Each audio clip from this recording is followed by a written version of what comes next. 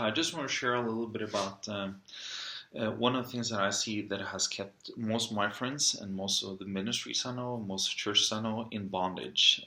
And there's a lot of things that can keep people in bondage. But one of the things I want to share is the lack of resources.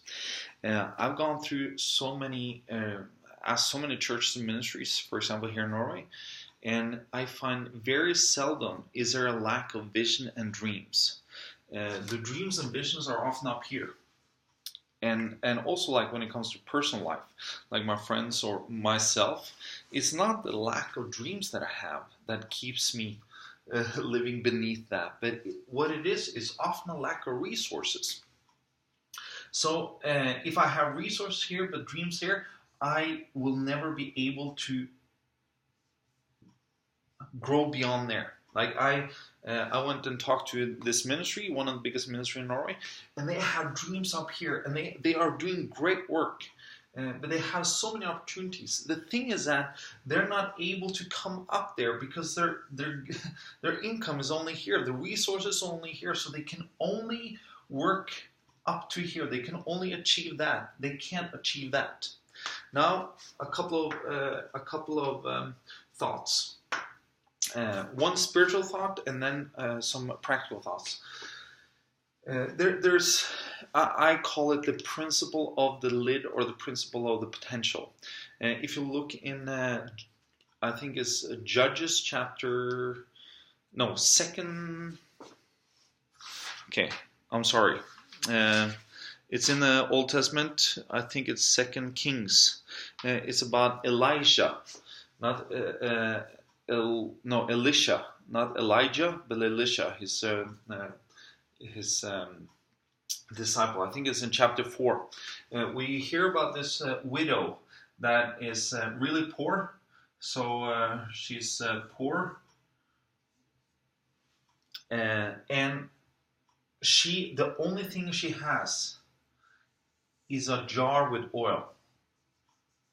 And Elisha comes to her and says, like, well, what can I do to help you? Because she's in real financial pressure. Her sons are about to be sold into slavery because her husband or her dead husband had a debt that he wasn't able to pay. So her sons are now just on the edge of being or having to be sold into slavery. So what happens is that he says, okay, go out and ask all your neighbors to get like jars, empty jars. And then when you have gotten all those jars, you fill up the oil in those jars. And what happened is that the small bottle here filled many jars up. But when this never ran out, but when she had filled that one, it started to run over. When those were filled, the oil stopped. So it was the potential that she had in her house. When that was filled, the oil stopped. And the same with Peter in the New Testament. Peter is asked to go out to fish, and then Jesus says, like, okay, go out and take it out to the deep end. And Peter says, well, I've fished all night, I didn't get anything. Well, go, but since you say it, I'll go out to the deep end and I'll throw it in the nets. And then it says, they caught so many fish that the net was about to break. They didn't break, but they were about to break. And then he called over his neighboring boats or another boat, and they came. This was 2 boats, and then both boats were about to sink. So they had both boats. They were about to sink. So like they were about to sink there. They didn't sink. They were about to sink. They also, imagine, he wasn't able to have a couple more fishes, because then the net would have broken and the boats would have gone down. If he had a better net, if they had more boats, I am convinced that God would have blessed them with even more fish. So that is number one, the principle number one. So principle number one is the law of the potential. You will never be reaching higher than your potential. As Jesus says in the parable about the talents, he says, each one was given according to his ability. You will only get what you have the ability to handle, but you can raise your own ability so God can give you more. So that's one thing. Then we're going to go over to a practical way, and I think this is actually a really spiritual. Is Robert Kiyosaki's quadrant, and I'm sure that a lot of you guys have heard about Robert Kiyosaki. He wrote this book, Rich Dad Poor Dad, and he said there's basically 4 ways of earning income. One is employee, one is small business, no, like that. One is big business, and one is investor. Here, they are 5% of the population. No, they're 5%. No, they earn 5% of the income, but they are 90. Let me see. I'm writing here the wrong way. 95% of the population earns 5% of income. He says that as an employee or as a small business, or like in Norway we call it enkeltmannsforetak. Basically, you're working for yourself. You can be a specialist or something like that. You don't have people. You don't have a lot of people working for you. The business, you still have to be at the business in order for make it to grow. You can't just take off for a year and still it grows.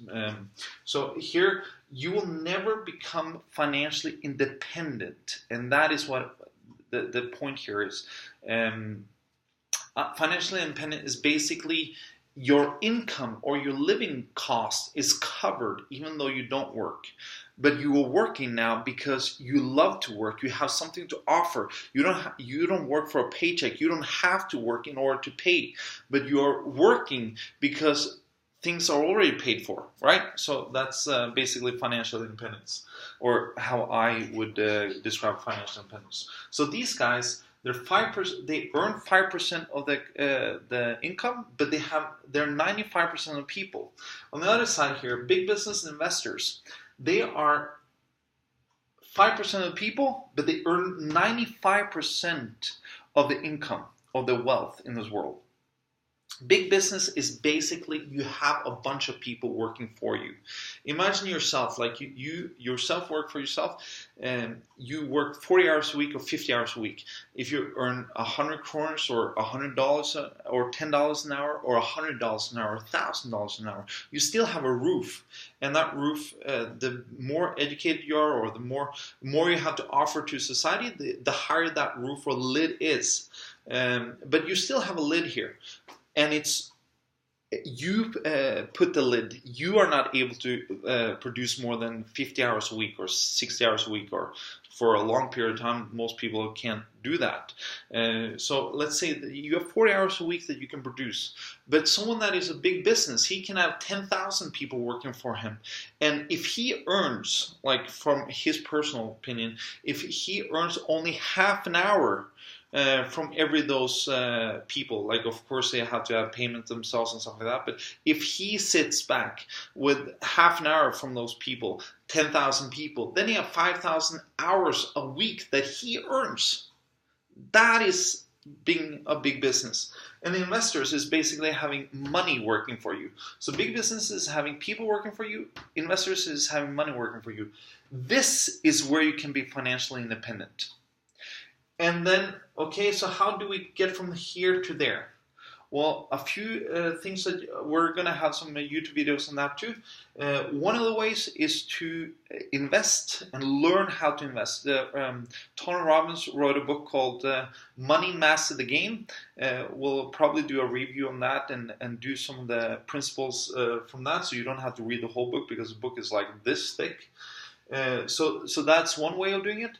Another way of doing it is starting your own business. But as Tony Robbins said, starting your own business, like he has business seminars, and the first thing he says to the business people come to a business seminar, and they're like $10,000 to come to his business seminar. He says, like, don't you dare start your own business, or be so sure that when you start your own business, because in the United States, at least until now, when Trump has taken over, and maybe it's better now, but under Obama, you had 50% of businesses went out of business within the first year. 50%. After 5 years, 80% of the business were out of business. And after 10 years, only 4% survived. And that means they survived. They were not thriving, they were surviving of those 4%. So it's really, really hard to start your own business. But there's another way. And both Tony Robbins, Eric Worre, if you heard about him, or Sir Richard Branson says one of the best ways to do that, to actually come to this way. There's a few business models, for example, like internet business, and I'm going to share also a little bit about how to do that. But let's do another business model, and that's network marketing business. Network marketing business is basically you have all the pros or all the benefits of being a big business, but you have very little of the disadvantages. For example, let's go over here. With a traditional business, let's say that this is 0. With a traditional business, you have, or let's do it here. Here is 0. In a traditional business, you start with minus, I don't know how much, it depends on what kind of business you do. And then you work, and then hopefully you come up here, and you go in 0 there. So here's 0, but often, like they say that, 3 years is what it takes to go in 0 in a traditional business. Or at least in the United States. And in average is $65,000 in the United States to start a business. In Norway, I'm probably some of the same numbers, but I don't have the numbers from Norway.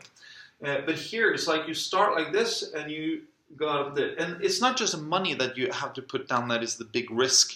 The thing here is that it's really hard to start your own business because you have to have a web page, you have to have accounting, you have to have budgeting, you have to have be able to take care of your employees, and there's hundreds of things that you need to know in order to make or run a successful business.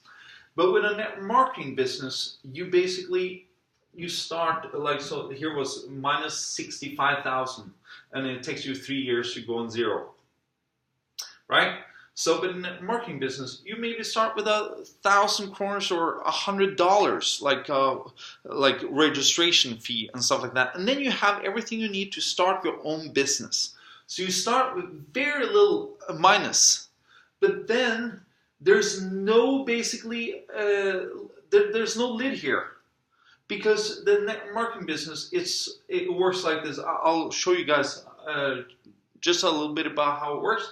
But there's no stop, there's no lid here. And also, the only thing you do in network marketing business, because the company itself, it gives you the web page, it gives you the back office, it does everything. It sends out the merchandise, it takes in payment. You don't have to have any employees that you have to pay out and stuff like that. You have no risks. The company takes all the risk, but it's still your business. So it's you have all the advantages of a business owner, but you don't have the disadvantages of a business owner. So there's no lid here, and then there's another thing that I want to share, and this is from a Christian perspective. I don't know if you know about Rick Joyner. He's one of my favorite authors and speakers. And he says he had a prophetic word in 1989 where God told him that network marketing people know more about the kingdom of God and the principles of the kingdom of God than most churches. And the reason why is that the only way you can succeed really in network marketing is that you help your people to succeed. Your mission is not to become the superhero yourself, but it's actually to help others succeed.